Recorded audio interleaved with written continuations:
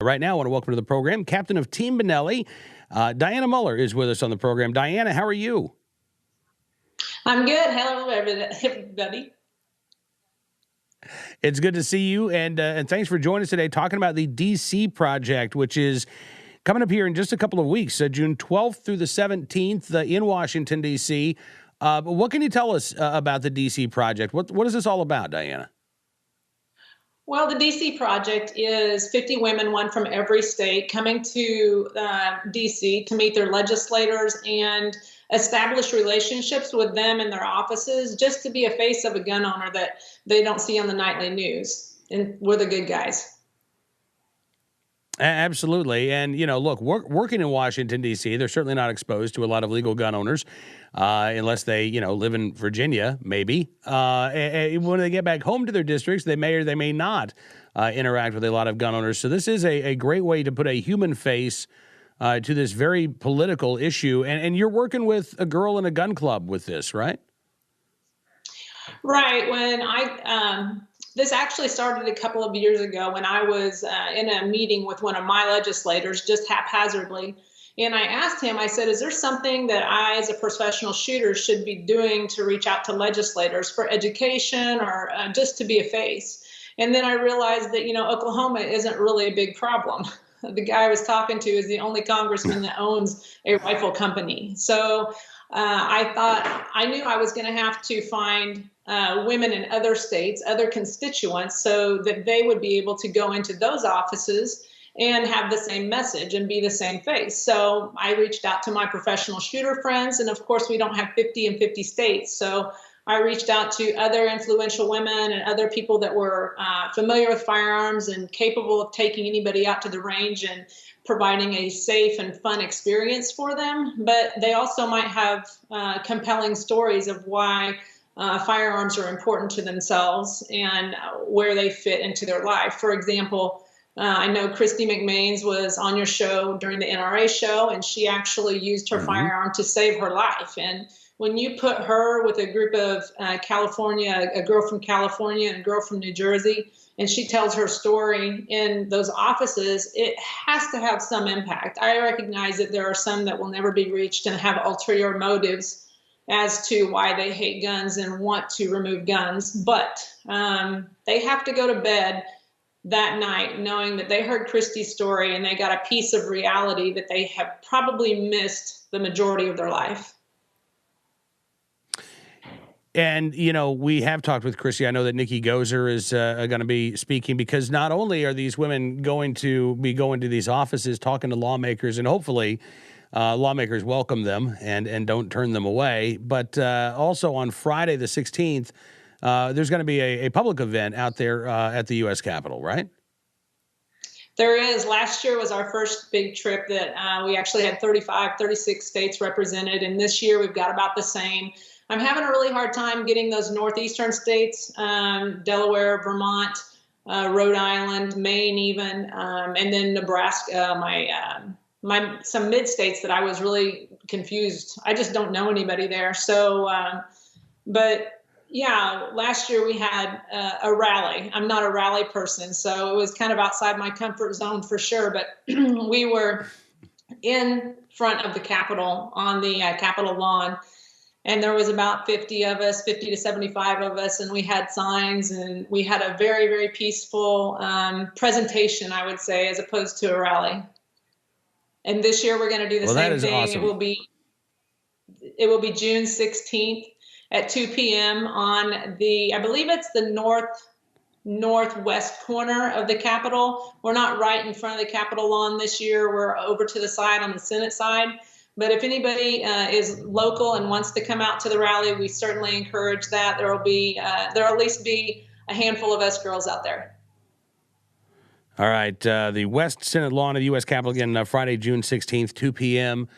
And, Dianna, this is something, even if you can't get to Washington, D.C., would you encourage gun owners locally to try to talk with their members of Congress like you did with your representative there in Oklahoma?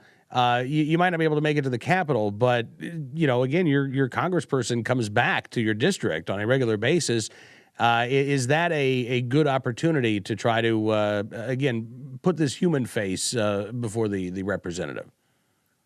Absolutely, that's the idea. That's the best idea, and that's kind of why. And some of the feedback that we're getting is that they might even come to the range. The best time to reach them is when they are in their home state.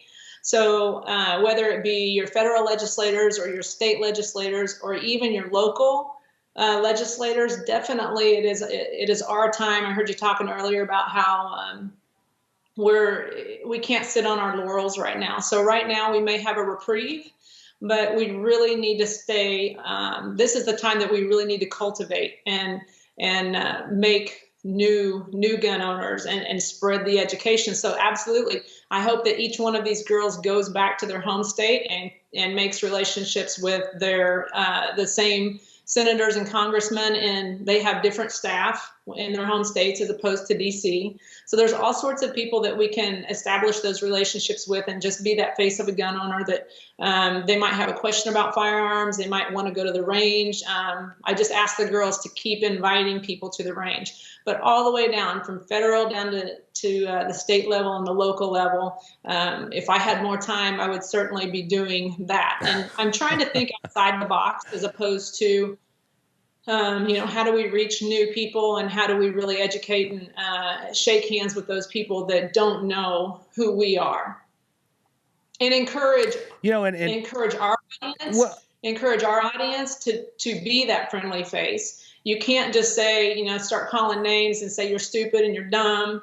That might be in a certain box, but it's certainly not going to win any friends. So extend your hand and be a smiling face as a gun owner. Is kind of what I want to say to our audience.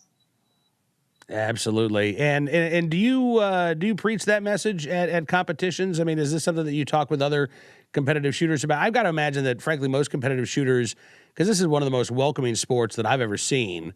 I imagine that you're kind of preaching to the choir in that regard, but we do have those opportunities on a daily basis. We're ambassadors of the Second Amendment. If we are gun owners, if we're NRA members, and for some people, we're going to be their first exposure or their first, real opportunity to have a conversation with somebody that they've heard demonized for years and years and years, right? We get to be the ones to dispel all those myths and to actually let that individual know who gun owners really are. Very true. Very true. We've all had that experience when we walk into gun stores, and it isn't a pleasant experience. And you're right. The shooting community that I'm a part of, I don't feel like I have to preach to them, although everybody needs to be reminded that it's our job to really plant seeds and cultivate. You mentioned we may have those opportunities, but I would say that we need to create those opportunities, not just take them as they come along. We really need, it's evangelism. It's almost like Christianity for me. It's just like, we really need to cultivate and plant those seeds. Talking again with Dianna Muller, who will be planting some seeds in Washington, D.C. here in just a couple of weeks with the D.C. Project. DCProject.info, that's the website?